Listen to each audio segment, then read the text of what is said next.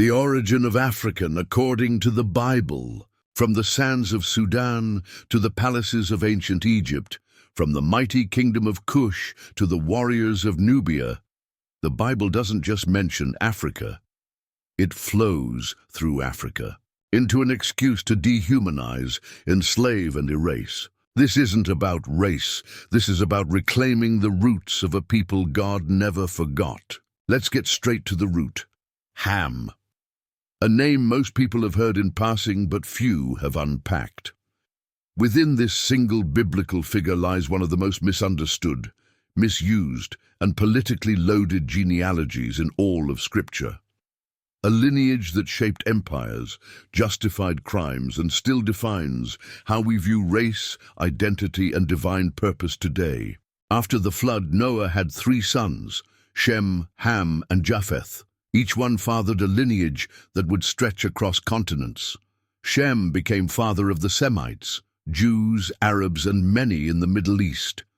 Japheth gave rise to Europeans and some lines into Asia. But Ham, this is where it's often ignored, became the father of Cush, Mizraim, Put, and Canaan. Cush, Ethiopia. Literal, not metaphorical. Mizraim, Kite, Egypt, still the Hebrew word for Egypt today. Put, Libya and ancient North Africa.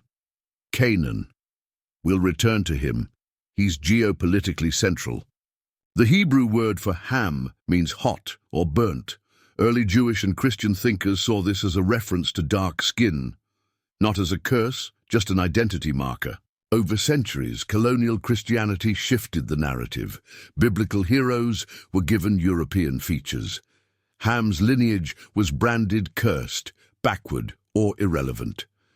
Entire theologies were built to push blackness to the margins. These were lands where Moses was raised, where Jesus fled for protection, where the Queen of Sheba came from to test Solomon, where prophets wept, warned, and walked.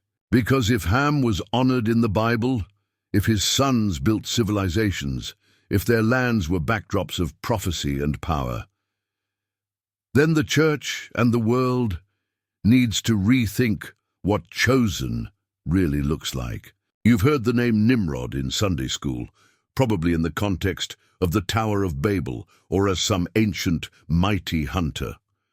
But very few people realize the weight this name carries. Nimrod founded cities like Babel, Erech, Uruk, Akkad, and Nineveh. These weren't little farming villages. These were civilizational giants, foundations of what we now call Mesopotamia, the birthplace of written language, astronomy, architecture, and advanced governance.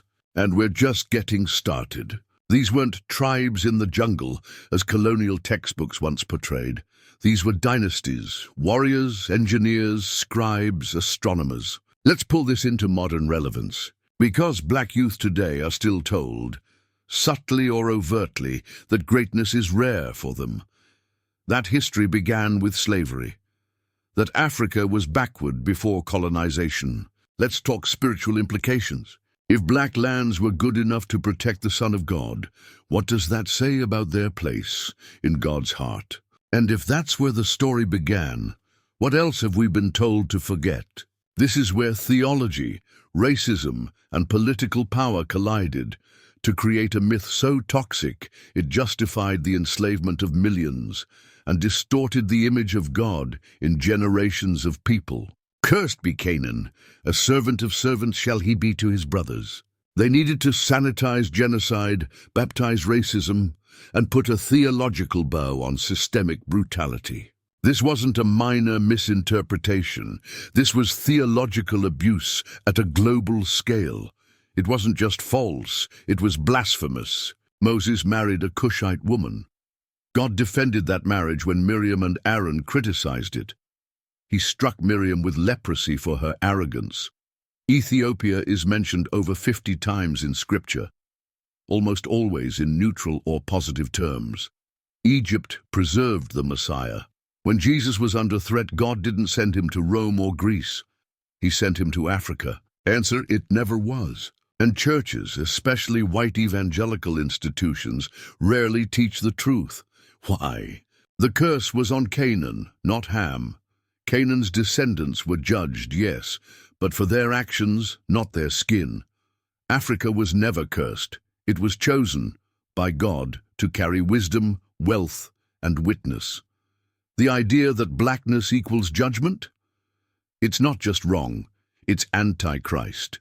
And history, when told honestly, proves that black blood runs through the Bible's backbone, not as a problem to be solved, but as a legacy to be honored. Black was never cursed. Black was never rejected. Black was always, always part of the plan. Let's go into the deep waters where ancient texts, suppressed history, and uncomfortable truth converge. Though not considered canonical in most Christian traditions, it was influential, especially in Ethiopia and early Christianity. And what it says about Ham, it changes the game. Not only was Ham an architect of post-flood civilization, but he also honored his wife publicly by naming a city after her. In a patriarchal world, that's profound. That's legacy. He's shown as a man of honor and order.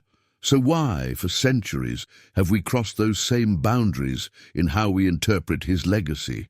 The curse of Ham lie was used to justify slavery, segregation, oppression. But even ancient Jewish tradition didn't view Ham that way. They remembered him with respect, as the father of powerful nations.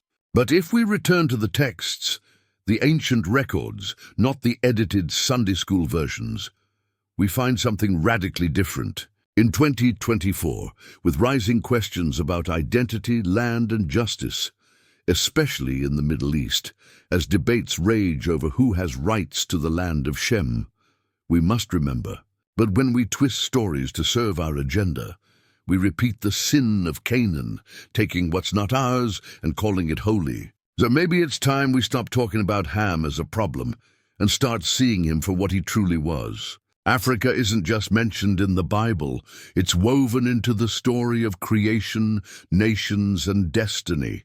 Because Africa is not just a continent, it's a cornerstone of biblical legacy. Or part of the diaspora anywhere in the world, you carry more than culture. You carry ancestry, purpose, and maybe, just maybe, a divine calling.